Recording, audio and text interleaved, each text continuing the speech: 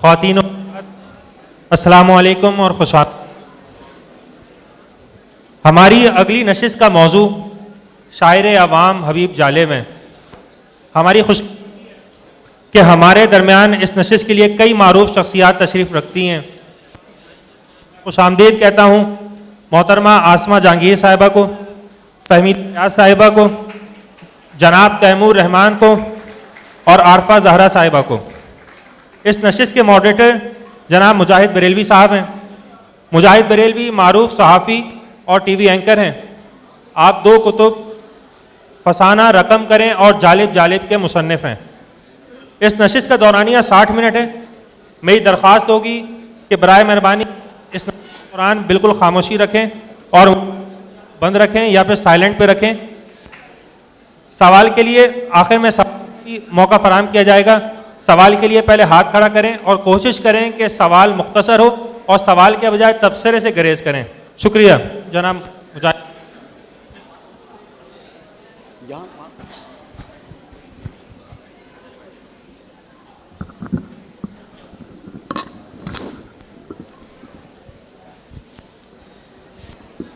शुक्रिया ऑक्सफोर्ड, शुक्रिया अमीना सैयद। दरख्वास्त करूँगा मोहतरमा आसमा जहांगीर साहिबा से। फहमीदा तो आपको इल्म है कि जालिब साहब की तकरीब हो, बुलाऊँ तब भी आएंगी, इनका आना है। और आरफा सैयदा जहरा साहिबा को।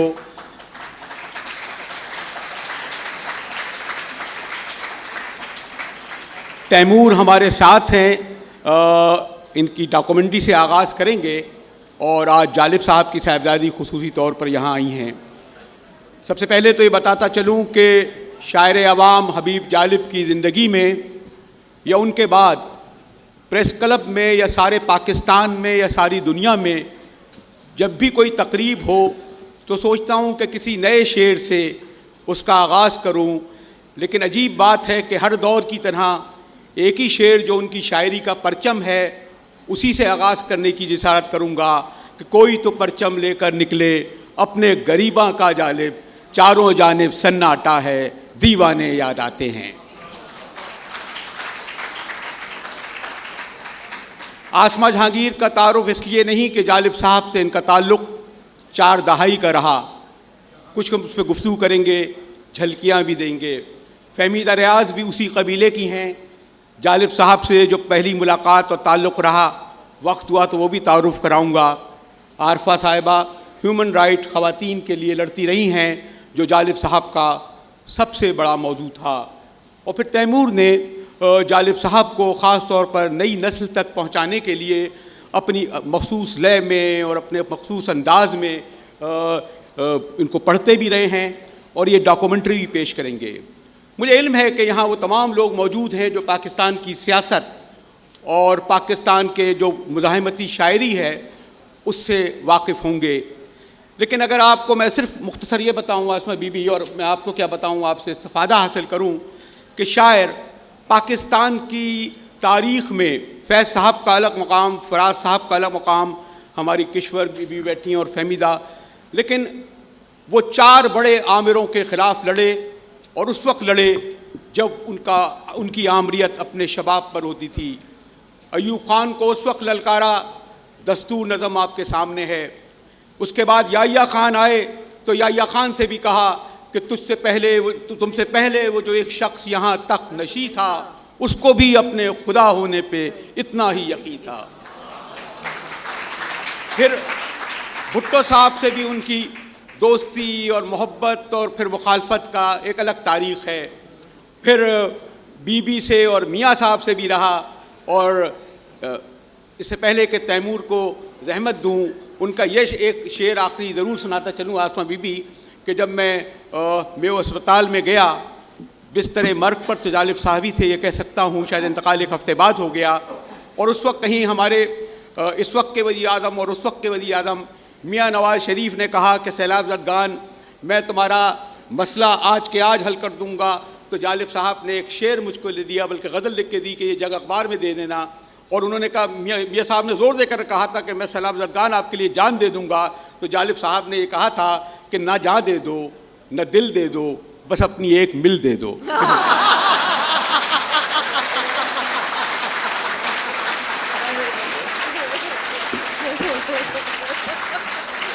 न जान दे दो न दिल दे दो, बस अपनी एक मिल दे दो, ज़िया जो कर चुके हो कौम का तुम उसका बिल दे दो। आइए तैमूर।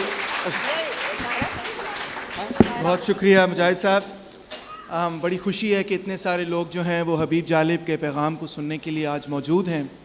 मैं अपनी गुफ्तगू का आगाज़ मुजाहिद साहब आपकी किताब के अंदर एक वाक़े से शुरू करूँगा कि एक दफ़ा भुट्टो साहब के साथ हबीब जालिब बैठे थे, तो भुट्टो साहब ने बड़ा इसरार किया कि जालिब साहब आप जो हैं पाकिस्तान पीपल्स पार्टी क्यों नहीं ज्वाइन कर लेते। तो जालिब साहब का ये जवाब था जो कि आपको स्क्रीन पे नज़र आएगा कि कभी समुंदर भी दरिया में उतरे हैं। तो मेरी आज की इस मुख्तसर सी प्रेजेंटेशन जो है उसका भी ये नाम है कि do oceans ever flow into rivers.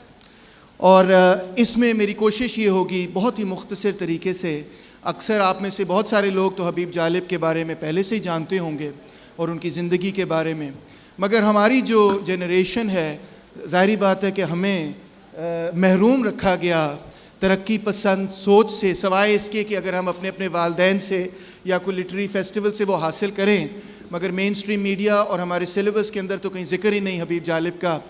तो इस वजह से जो यूथ है उसके लिए बड़ा ज़रूरी है कि जालिब साहब की तारीख़ के बारे में मालूम हो, क्योंकि जालिब साहब की तारीख़ जो है, उनकी जो हिस्ट्री, उनकी जो स्ट्रगल है, एक्चुअली वो पाकिस्तान की अपनी हिस्ट्री और स्ट्रगल है। और उनकी नज़र से जब हम पाकिस्तान को देखते हैं तो हमें पता चलता है कि वो कौन से इम्पोर्टेंट पॉइंट्स थे, कौन से नोडल पॉइंट्स थे हमारी हिस्ट्री में, where the fate of Pakistan could have been so different had we followed a progressive agenda which we didn't.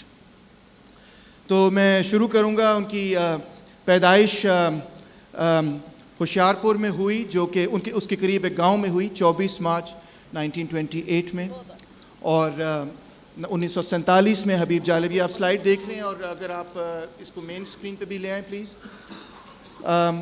और मुझे थोड़ा सा आगे आना पड़ेगा क्योंकि यहाँ से स्लाइड्स पढ़ी नहीं जा रही।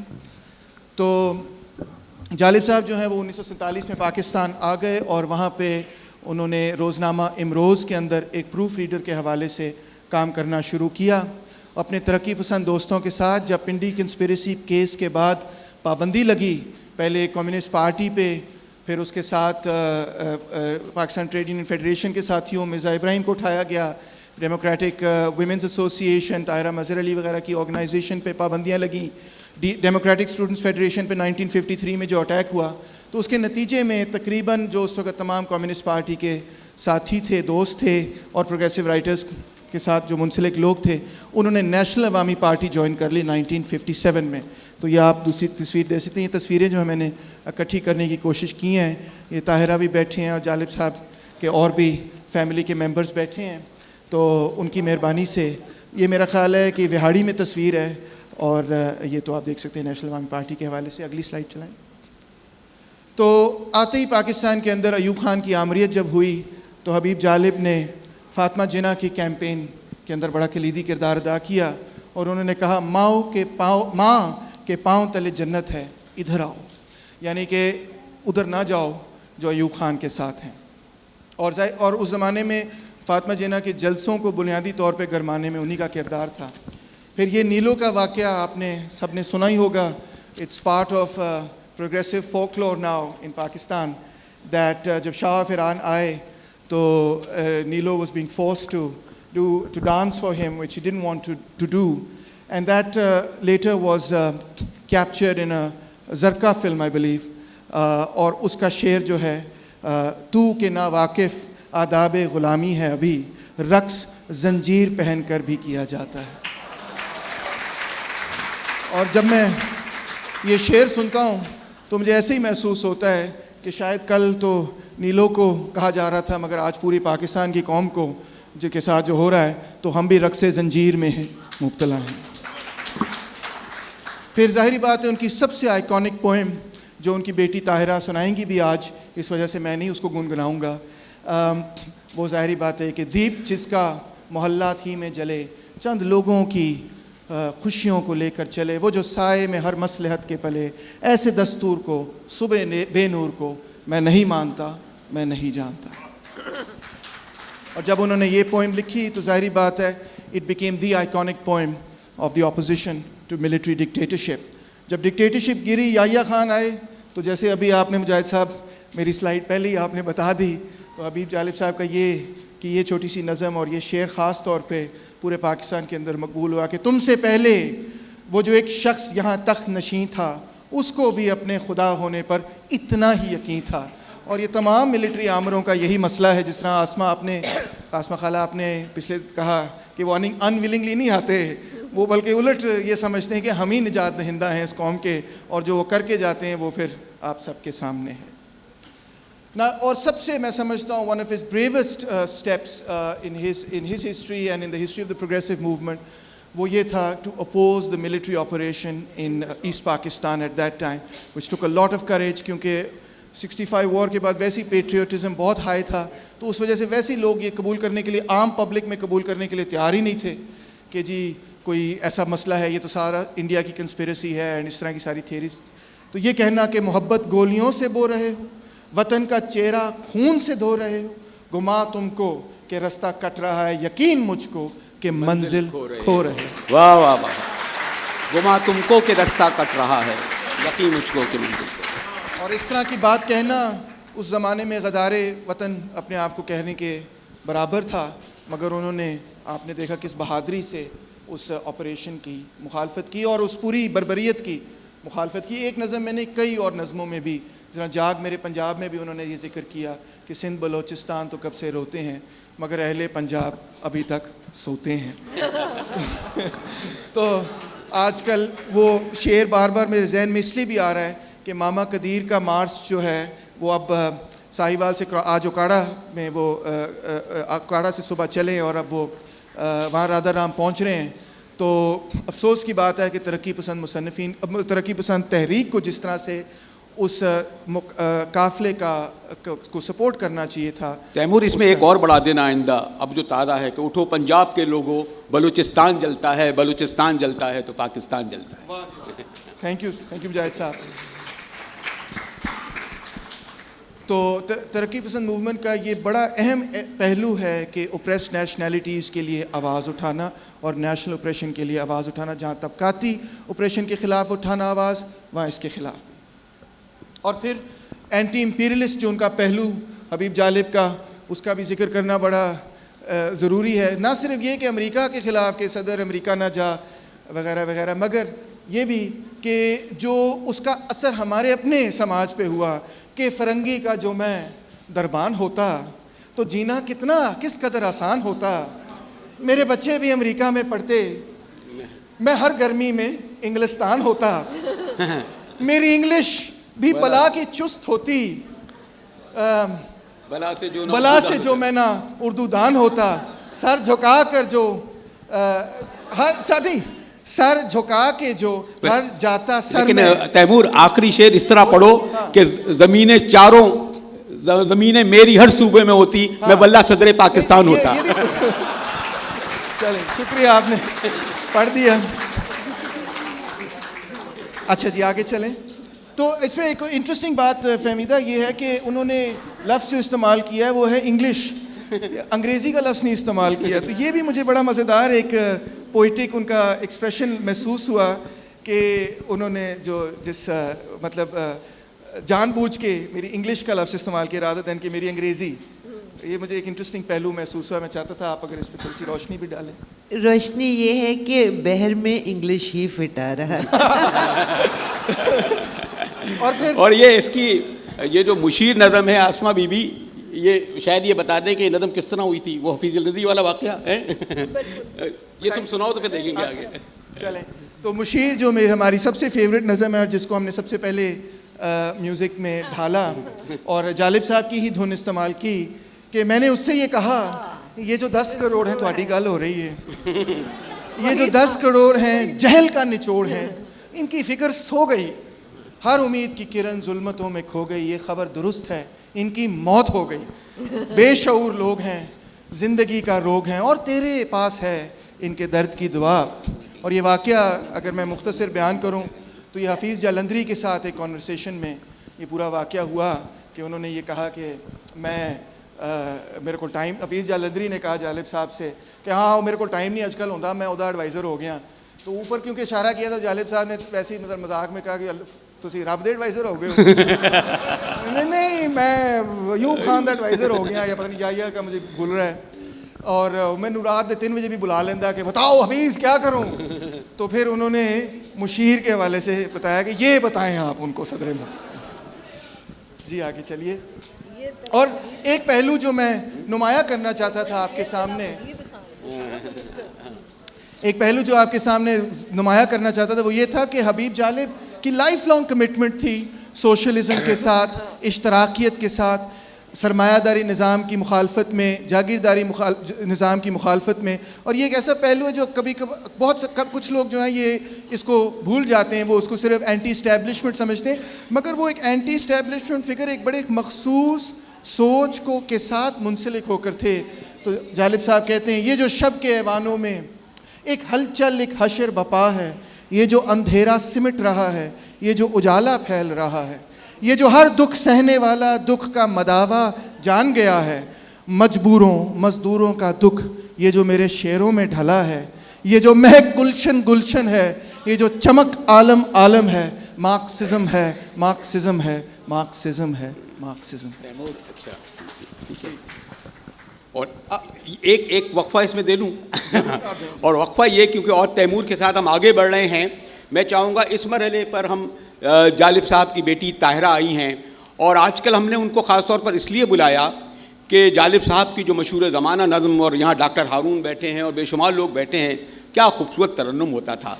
अब इतने बेसुरे तरीके से एक आध हुक्मरान हमारा जालिब साहब का दस्तूर पढ़ता है, तो मैंने सोचा कि ताहिरा को बुलाऊं कि जालिब साहब की बेटी उसी गिरज से, उसी चमक से पढ़ती थी। तो आइए ताहिरा आए, ख़ास तौर पर आई हैं, उनका इस्तकबाल करें।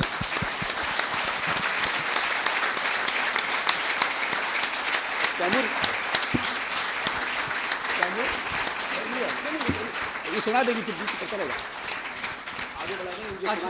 आए ताहिरा। तो मैंने भुट्टो साहब का वाकया बयान किया। तैमूर ऐसा करें, ये चलता रहेगा तो ताहिरा से भी नज़म सुन लें और फिर आप वाक़यात को आगे भी बढ़ाते रहेंगे। एक्चुअली मेरी खत्म होने लगी। अच्छा, हाँ ताहिरा 2 मिनट। अच्छा 2 मिनट और रुक जाओ ताहिरा, 2 मिनट फिर आगे शुरू हो जाएगा। ठीक है, खत्म होने लगी। ओके ओके ओके ओके ठीक है।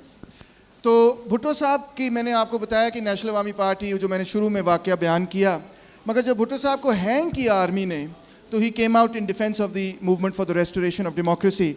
और उन्होंने लिखा ये भुट्टो साहब की तारीफ में शेर के, टूटा है कहाँ इसका जादू, एक नारा बना है इसका लहू, साबित हुआ धड़कन धड़कन पर वो शख्स हुकूमत करता था, लड़ता था वो अपने जैसों से, हमसे यानी गरीबों से तो मोहब्बत करता था। आगे चलिए जी। और इसी तरह उन्होंने जो यहाँ पे जो बुनियाद परस्ती थी उसके ख़िलाफ़ जो शेर पढ़ा, और जो मौलाना लिखी बड़ी ही खूबसूरत नज़म कि बहुत मैंने सुनी है आपकी तकरीर मौलाना, और ये मैं तालिबान रिसेप्शन कमेटी को कहूँगा कि बहुत मैंने सुनी है आपकी तकरीर मौलाना, मगर बदली नहीं मेरी अब तक तकदीर मौलाना। और थोड़ा सा स्किप करके, ज़मीनें हो वडेरों की, मशीनें हो लुटेरों की, खुदा ने लिख कर दी है तुम्हें ये तहरीर मौलाना।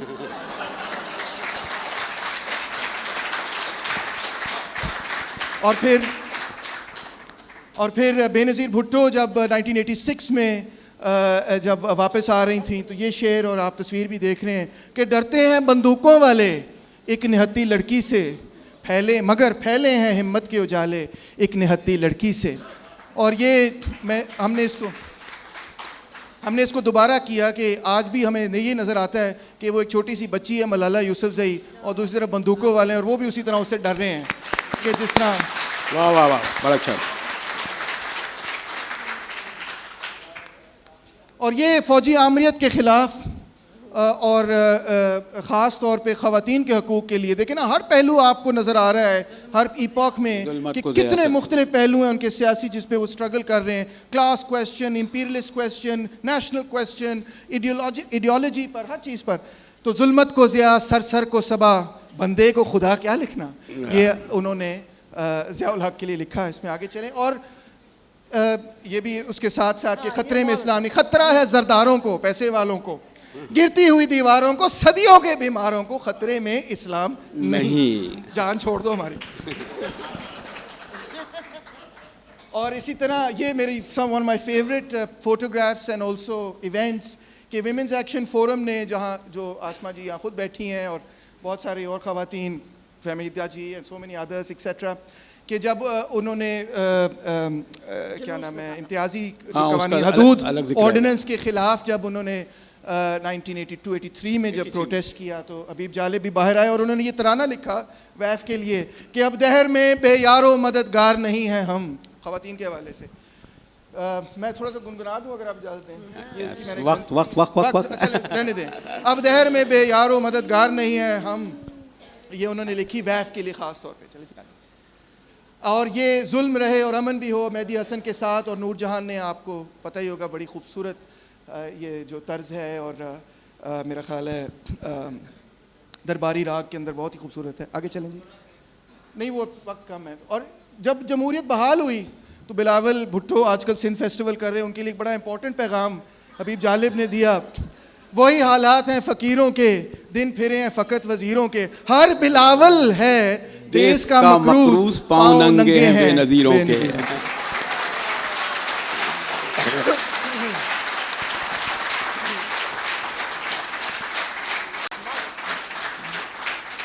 जालिब साहब passed away on March 12, 1993।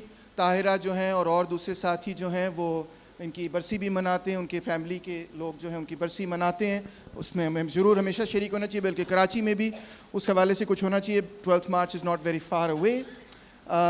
It was of course an entire life spent in struggle and ये कतील शिफाई का एक बड़ा ही खूबसूरत उनके लिए उनकी डेथ पे एक शेर था कि अपने सारे दर्द भुलाकर औरों के दुख सहता था, हम जब गज़लें कहते थे वो अक्सर जेल में रहता था, आखिर चला ही गया वो रूठ कर हम फरजानों से, वो दीवाना जिसको ज़माना जालिब जालिब कहता है। और जालिब साहब यकीनन उनका इंतकाल मार्च 93 में हुआ, लेकिन अपने बच्चों की शक्ल में, अपनी शायरी की शक्ल में ज़िंदा हैं। शुक्रिया तैमूर रहमान। आखिरी स्लाइड सॉरी अगर मैं आपका वक्त ले रहा हूँ। 1928 से 1993 तो I return to the question where we began Mujahid Sahab कि do oceans ever flow into rivers. तो जालिब साहब ने तो इसका जवाब नफ़ी में दिया कि ये मुमकिन नहीं है कि दरिया जो है, उस समुंदर जो है वो दरिया में बहे, मगर हम ये महसूस करते हैं उनकी सारी ज़िंदगी और उनकी जद्दोजहद को देख कर कि जो उनका आवाम के लिए एक समुंदर जैसा प्यार था वो पाकिस्तान के 5 दरियाओं में बहता बहता हमारे दिल में उतर आया। तो yes, with you respect to you Jalib साहब, all your oceans of love did flow as rivers into our hearts. Thank you for coming into our lives and thank you for inspiring us. शुक्रिया तैमूर रहमान, तुमने एक बहुत बड़ा अच्छा काम किया कि उनको डॉक्यूमेंटेड कर दिया और इसको हम देखेंगे भी।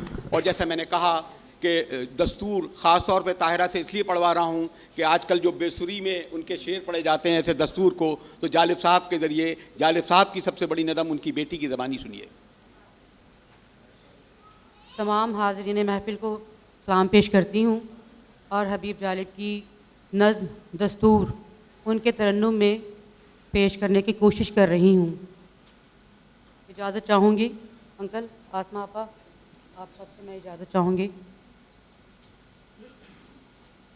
दीप जिसका महल्लात ही में जले, दीप जिसका महल्लात ही में जले, चंद लोगों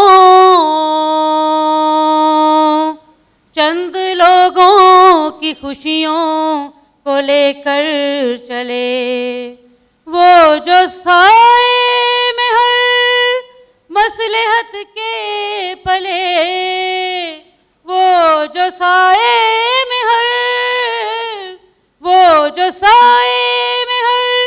मसलहत के पले, ऐसे दस्तूर को सुबह बेनूर को मैं नहीं मानता, मैं नहीं जानता। दीप जिसका महल्लात ही में जले, चंद लोगों की की खुशियों को लेकर चले, वो जो साए में हर मसलहत के पले, ऐसे दस्तूर को सुबह बेनूर को मैं नहीं मानता, मैं नहीं जानता। फूल शाखों पे खिलने लगे, तुम कहो जाम रिंदों को मिलने लगे, तुम कहो चाक सीनों के सिलने लगे, तुम कहो इस खुले झूठ को, ज़हन की लूट को मैं नहीं मानता, मैं नहीं जानता। तुमने लूटा है सदियों सदियों हमारा सुकून, अब न हम पर चलेगा तुम्हारा फसूं। चार अगर दर्दमंदों के बनते हो क्यों, तुम नहीं चार अगर कोई माने मगर मैं नहीं मानता, मैं नहीं जानता। मैं भी खाइफ नहीं तख्ताएदार से, मैं भी मंसूर हूँ कह दो अगयार से। क्यों डराते हो जिंदा की दीवार से, क्यों डराते हो, क्यों डराते हो जिंदा की दीवार से। जुल्म की बात को, जेल की रात को मैं नहीं मानता, मैं नहीं जानता। दीप जिसका महल्लात ही में जले, चंद लोगों की खुशियों को लेकर चले, वो जो साए में हर मसलहत के पले, वो जो साए में हर मसलहत के पले, ऐसे दस्तूर को सुबह बेनूर को मैं नहीं मानता, मैं नहीं जानता। शुक्रिया जी। वाह,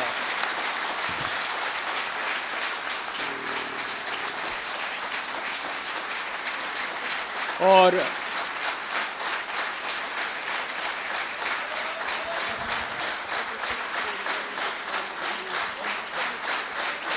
आप ये देखिए कि कुर्सी ला देना, जालिब साहब के लिए खड़े होकर कल हम लोग कर रहे हैं। शुक्रिया बहुत बहुत। ये होती है एक शायर की आवाज़ कि इस तरह लोग खड़े होकर उनके गुजरने के 20 साल बाद भी उन्हें खराज अक़ीदत पेश करें। शुक्रिया ताहिरा, शुक्रिया।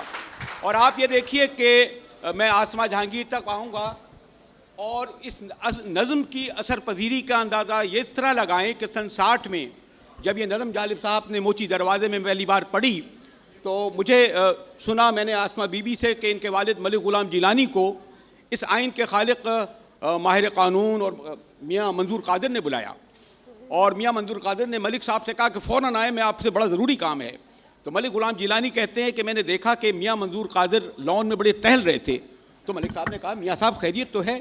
कह लेंगे वो एक नौजवान शायर ने नज़म लिख दी है, ऐसे दस्तूर को सुबह बेनूर को, अब हमारा आइन नहीं चलेगा। मलिक साहब ने कहा छोड़े मियाँ साहब, कहीं एक दो नज़मों से दस्तूर भी ख़त्म हुए। उन्होंने कहा नहीं, जब जालिब ये पढ़ता है कि ऐसे दस्तूर को सुबह बेनूर को, तो मोची दरवाजे में लाखों लोग उसके साथ पढ़ रहे होते हैं, मैं नहीं मानता, मैं नहीं जानता। और यही हुआ कि अयूब खान का दस्तूर ख़त्म हो गया। याद आया मियाँ?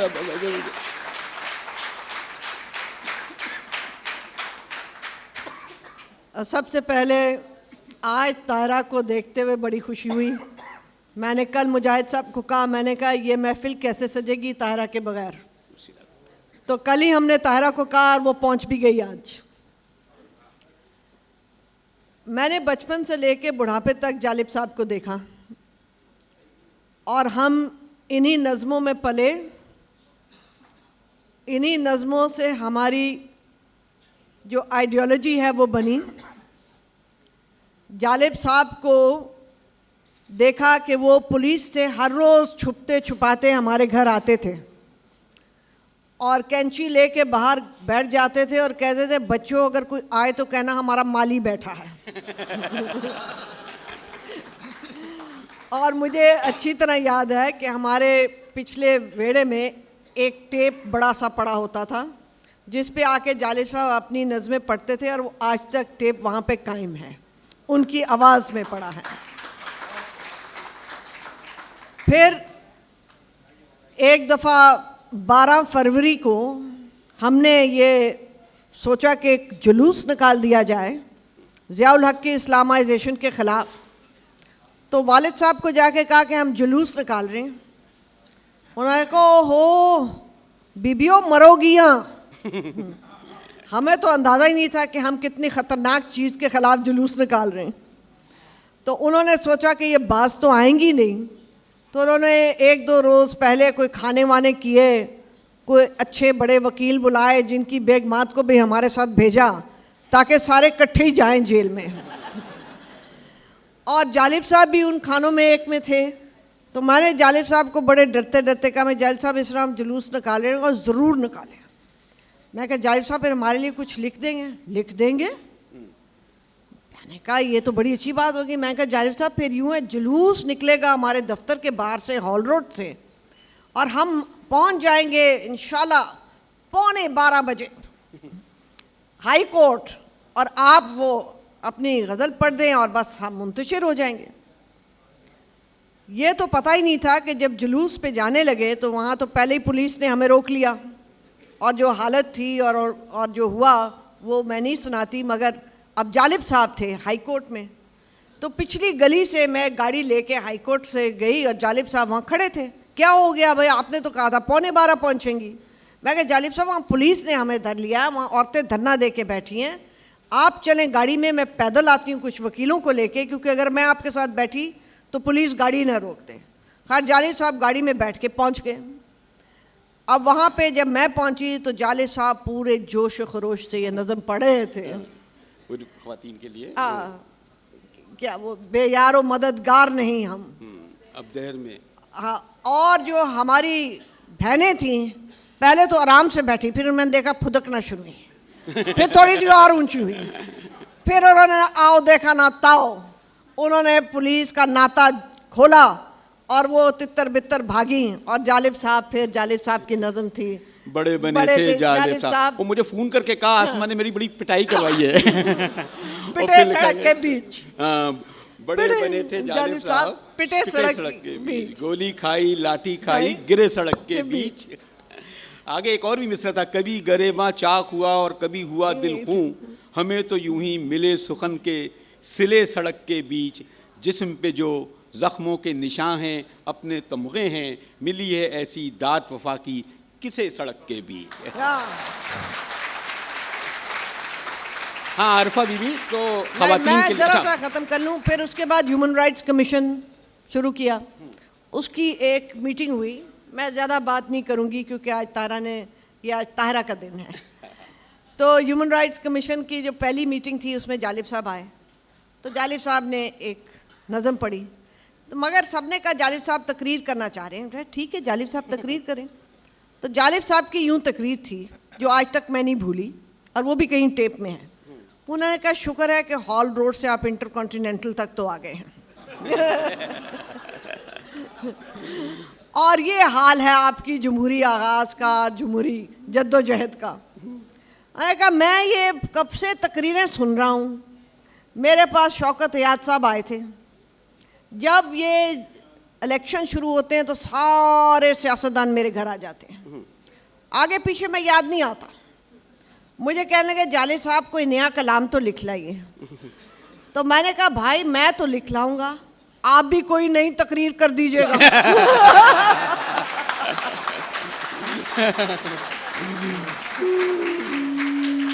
आखिर जो मैं उनकी एक बात जिसको तारा को भी याद होगा, एक दिन जालिब साहब का मुझे फ़ोन आया। दो बातें, एक तो वो जब मैंने भट्टे मजदूरों के साथ काम शुरू किया तो जालिब साहब बहुत खुश थे। देखे ये काम ठीक है, औरतों का भी काम ठीक है, बाकी ऐसी वैसे काम है। अच्छा, तो एक दिन मुझे फ़ोन आया कि आप फ़ौरन आ जाएं। मैंने कहा क्या हो गया जालिब साहब? देखे हमारी घरवालियों ने कोई झगड़ा कर लिया हमसायों के साथ, उन्होंने FIR में मेरा नाम दर्ज कर दिया। मैं गई जालिब साहब के पास, मैंने कहा जालिब साहब आप इतने घबराए हुए क्यों हैं? FIR आपके खिलाफ तो सारी उम्र है। अरे भाई सियासी FIR और होते हैं, ये तो लुच लफंग का FIR।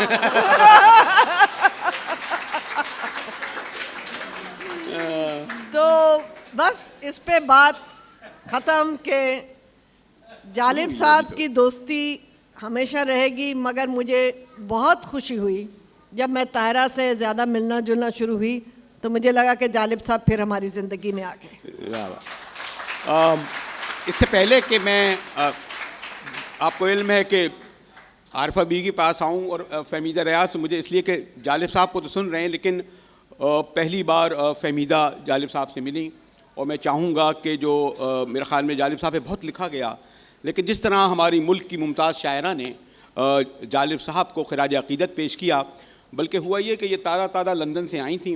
अब इस वक्त की फहम आप सोचें 30 साल पहले, और उस ज़माने में हमारे पास टैक्सी के तो पैसे थे नहीं, बस में, फिर ये समझी लंदन जैसी बस है, कहने की साथ बैठूंगी। अरे मैंने कभी बड़ा मुश्किल काम, और वो भी, और फिर जालिब साहब का घर तलाश करते हुए पहुँचे, और जालिब साहब ये कहते थे भाई वो हैं तो नहीं, कि भाई वो असल शायरा तो हमारी वो दोस्त बहुत है और हमारे लिए करती भी है, मैं और की तो नहीं, लेकिन फ़हमीदा की शायरी का बड़ा मोतरफ़ हूँ, और ये उसे बताना मत शायरा को। जी फ़हमीदा।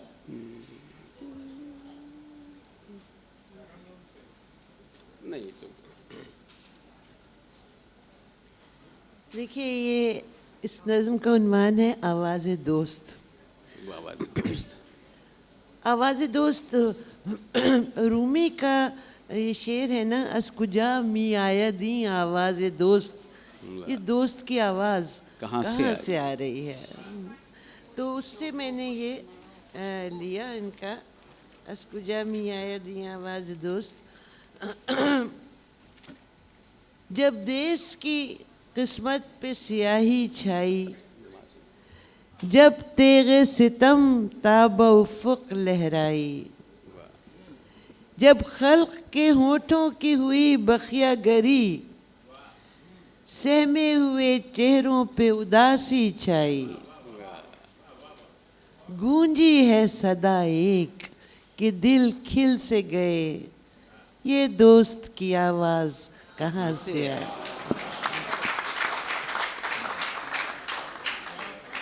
देखिए, ये उसी का है कि वो नए नामे से शुरू होता है रूमी का, और मतलब जिसके बांसुरी बजा रहा है, बांसुरी से शुरू होता है। वो नए की तरह वक्त के होठों में दबा, करता है हिकायत गमे जाना की बयां, जमहूर के पिंदार का हामिल है सुखन, हर शेर की ठोकर में है अकली में जहां। जालिब तुझे मालूम न होगा शायद, है गैरत जमहूर मुजस्सम तुझ में, नादार की जुर्रत तेरे तेवर में ढली, अरबाब सितम देख के थर्राते हैं। तारीख कभी हमसे जो मांगेगी हिसाब, हम पेश करेंगे तेरे नगमों की किताब। वाह वाह वाह वाह।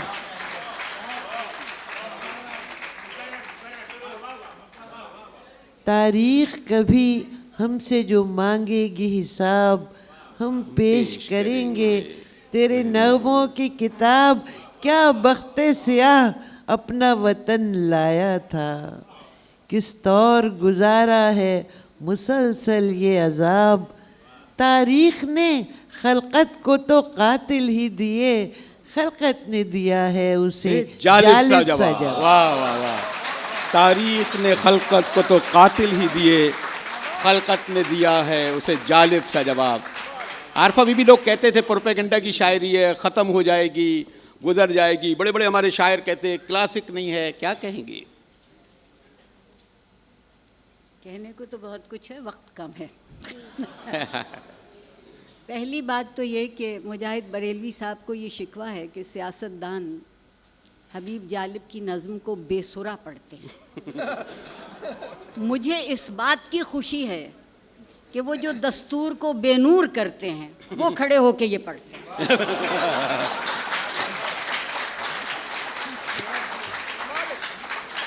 वो खड़े होके ये पढ़ते हैं। इससे बड़ी फतह कोई नहीं हो सकती। जी जी बिल्कुल। इससे बड़ी, और सुर में होना तो वैसे भी सियासतदान के बस की बात ही नहीं है। जो जितना बेसुरा होता है उतना ही अच्छा सियासतदान होता है। दूसरी एक बिल्कुल छोटी सी, हबीब जालिब साहब के साथ मेरे जैसे लोग जो लाहौर में पले बड़े, बड़ी खुशनसीब नस्ल थी। कमाल के लोगों के दरमियान उनकी ज़िंदगी गुजर हुई। हबीब जालिब साहब उनमें से एक। प्रोपेगेंडा की शायरी नहीं है। नज़ीर अकबर आबादी भी प्रोपेगेंडे का शायर था फिर, मगर वो बात जो लोगों की समझ में आसानी से आ जाए। क्या अच्छा शेर है, आप देखिए क्या क्या तकरीरें ना हुई ज़िया साहब के लिए। हम सब ने कैसे कैसे नुक्ते न ढूंढे, मगर हबीब जालिब का एक शेर ज़िंदा है कि ना मेरा पाकिस्तान है ना तेरा पाकिस्तान है, ये उसका पाकिस्तान है जो सदर पाकिस्तान है।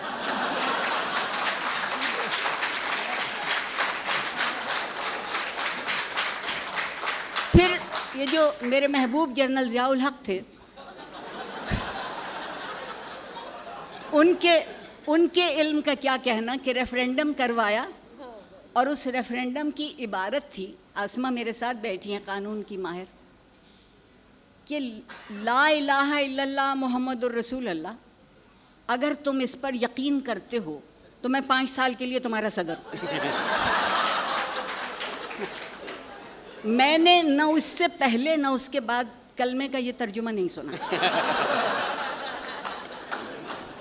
बिल्कुल नहीं सुना।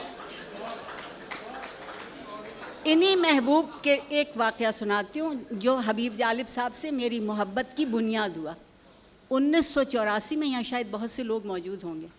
ज़िया साहब ने एक अहले कलम कॉन्फ्रेंस बुलवाई इस्लामाबाद। न मालूम मुझ बदनसीब का नाम वहाँ क्यों चला गया। खैर मैं वहाँ पहुँची। ज़िया साहब ने, क्या बात थी, परवरदिगार ने इतना चिकना मुनाफिक बहुत कम पैदा किया।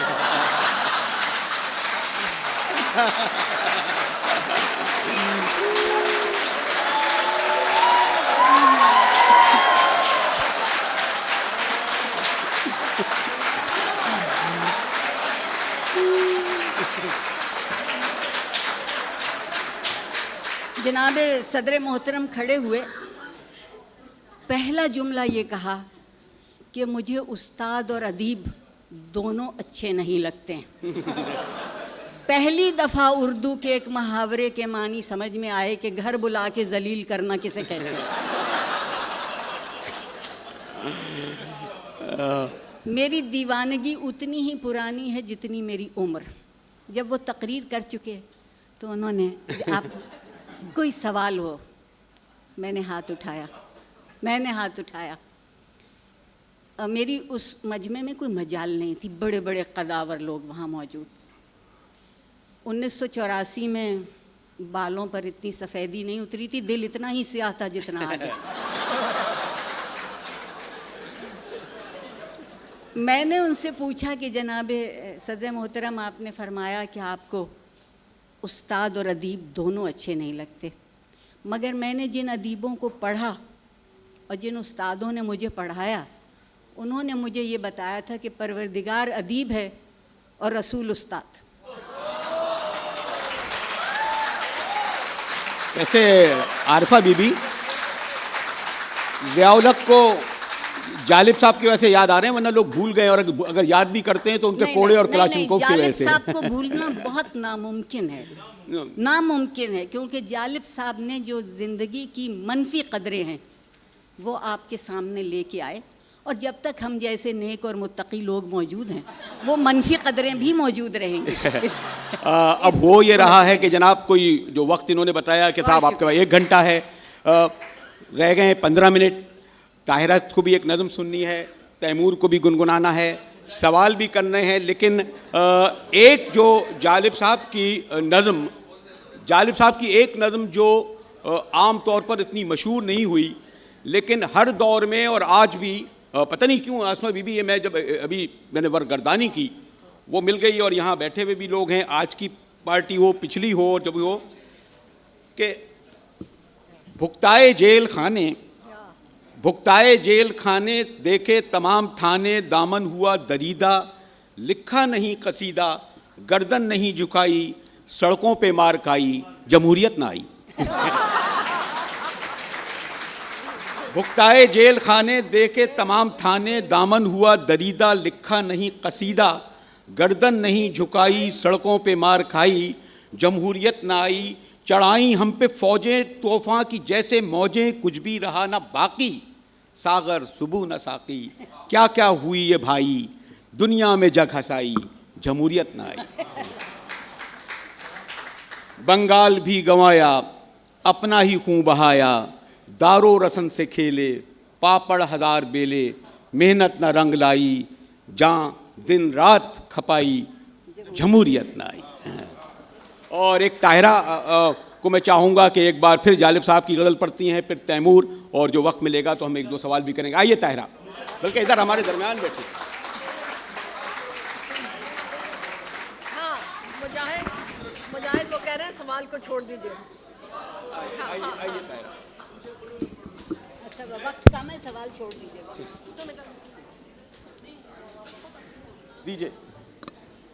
कौन सी मैं गज़ल कहूँ तो कैसे?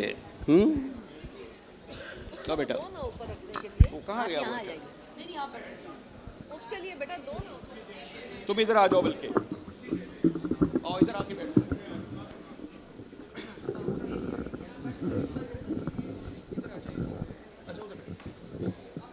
भाई जालिब साहब पढ़ते थे तो हम खड़े ही रहते थे, अब उनकी बेटी पढ़ रही है तो खड़े हो जाते हैं, सीधे का देते हैं उन्हें।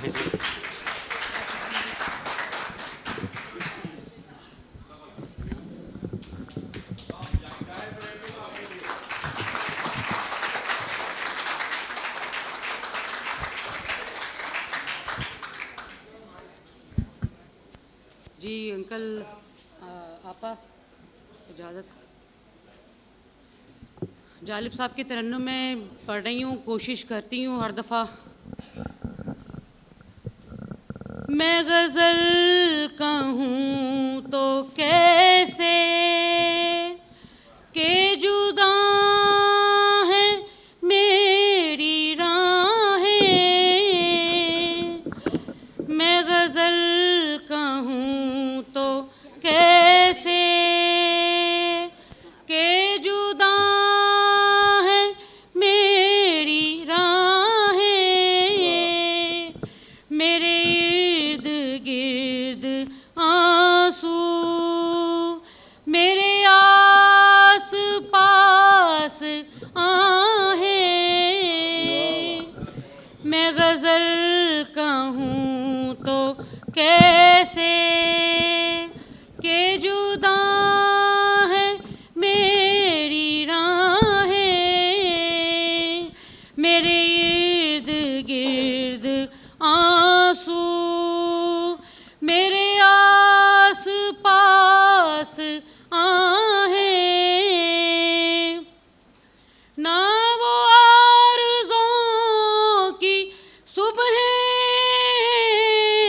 ना वो आरज़ों की सुबह,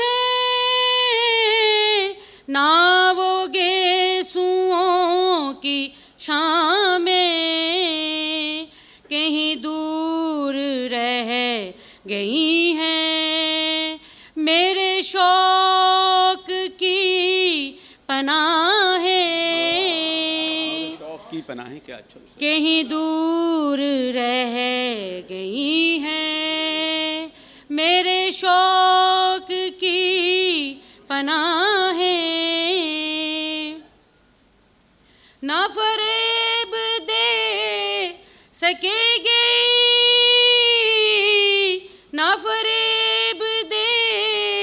सकेगी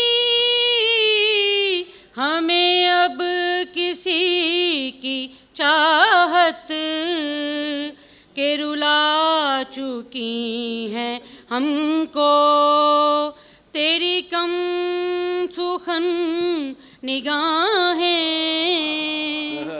के रुला चुकी हैं हमको तेरी कम सुखन निगाहें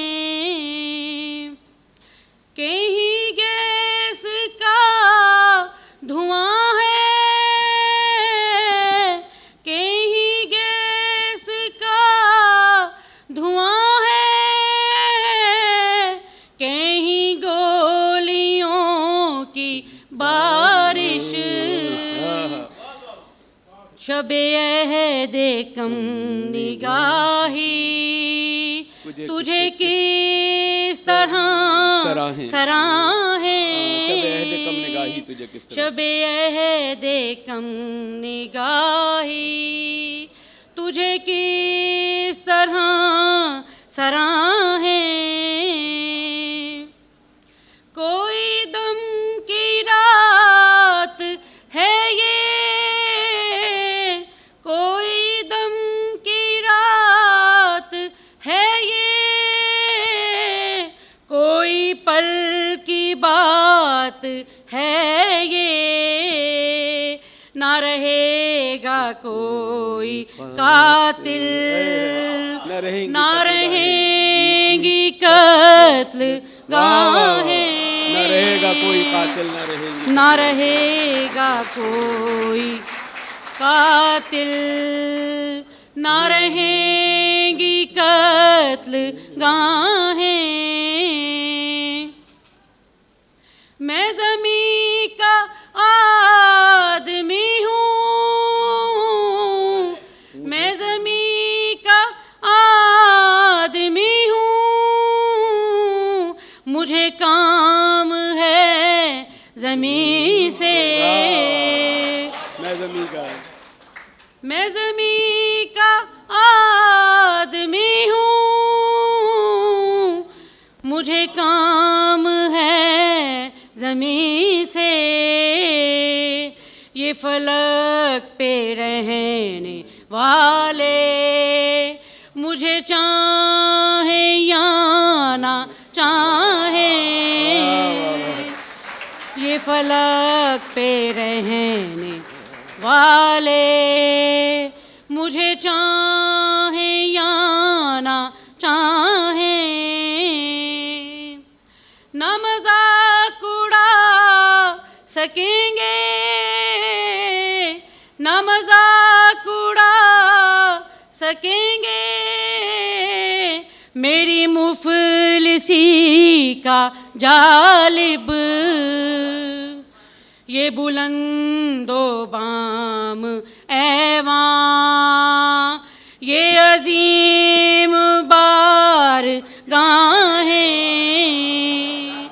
ये बुलंदो बाम ऐवां ये अजीम बार गाहें मैं गज़ल कहूँ तो कैसे के जुदा है मेरी राहें मेरे इर्द गिर्द आंसू मेरे आस पास आहें शुक्रिया जी।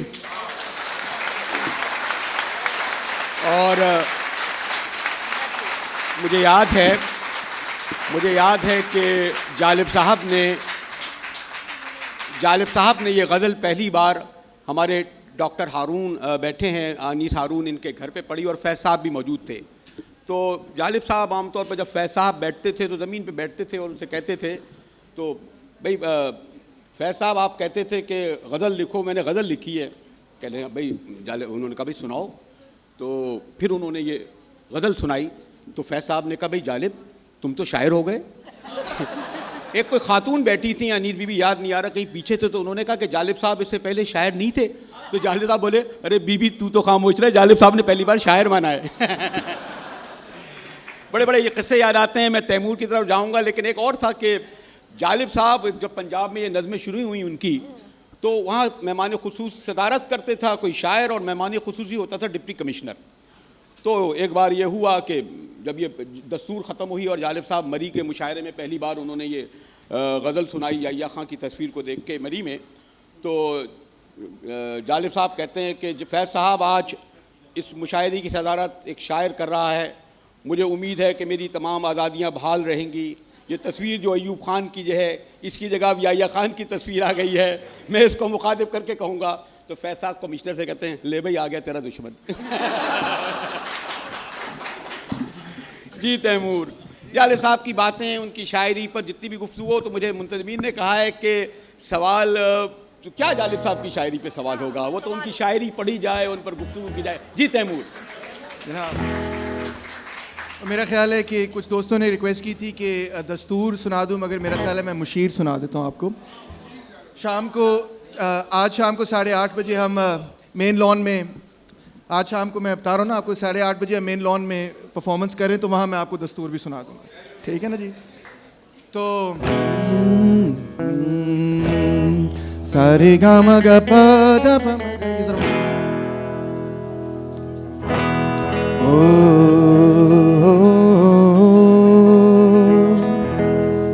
मैंने उससे ये कहा, मैंने उससे ये कहा, मैंने उससे ये कहा, मैंने उससे ये कहा, ये जो दस्तूर है जहल का निचोड़ है, वो उनकी फिक्र सो गई, हर उम्मीद की किरण जुल्मतों में खो गई। ये खबर दुरुस्त है, ये खबर दुरुस्त है, इनकी मौत हो गई, बेशऊर लोग हैं, जिंदगी का रोग है और तेरे पास है ओ इनके दर्द की दवा। मैंने उससे ये कहा, मैंने उससे ये कहा, मैंने उससे ये कहा, मैंने उससे ये कहा।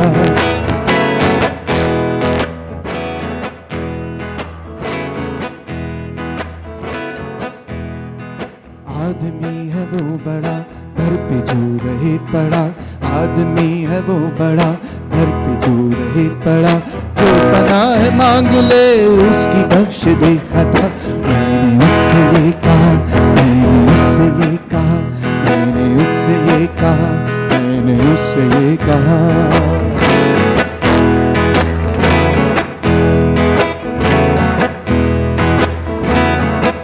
वो जिनको था ज़बां पे नाज, चुप है वो ज़बां दराज, वो जिनको था ज़बां पे नाज, चुप है वो ज़बां दराज। चैन है समाज में बेमिसाल फर्क है, कल में और आज में अपने खर्च पर है कैद लोग तेरे राज में। मैंने उससे ये कहा, मैंने उससे ये कहा, मैंने उससे ये कहा, मैंने उससे ये कहा, मैंने उससे ये कहा, मैंने उससे ये कहा, मैंने उससे ये कहा, मैंने उससे ये कहा। आप ही गाएं। मैंने उससे ये कहा, उससे ये कहा, जोर से, उससे ये कहा, मैंने उससे ये कहा, मैंने उससे ये कहा, मैंने उससे ये कहा, मैंने उससे ये कहा, मैंने उससे ये कहा, मैंने उससे ये कहा, मैंने उससे ये कहा, मैंने उससे ये कहा, मैंने उससे ये कहा। शुक्रिया, शुक्रिया तैमूर, शुक्रिया तैमूर, शुक्रिया फहमीदा, शुक्रिया ताहिरा, आरिफा बीबी, आसमा जहांगीर। और अच्छा तो नहीं लग रहा, लेकिन ये बताता चलूँ कि मैंने जालिब साहब की किताब, शायरी पर जो किताब लिखी जालिब जालिब, उसके 4 एडिशन अब तक आ चुके हैं। और उसमें जो जालिब जालिब इसलिए लिखा कि ये वो जो अभी इस राह गुज़र से चाक गरीबां गुज़रा था, उस आवारा दीवाने को जालिब जालिब कहते हैं।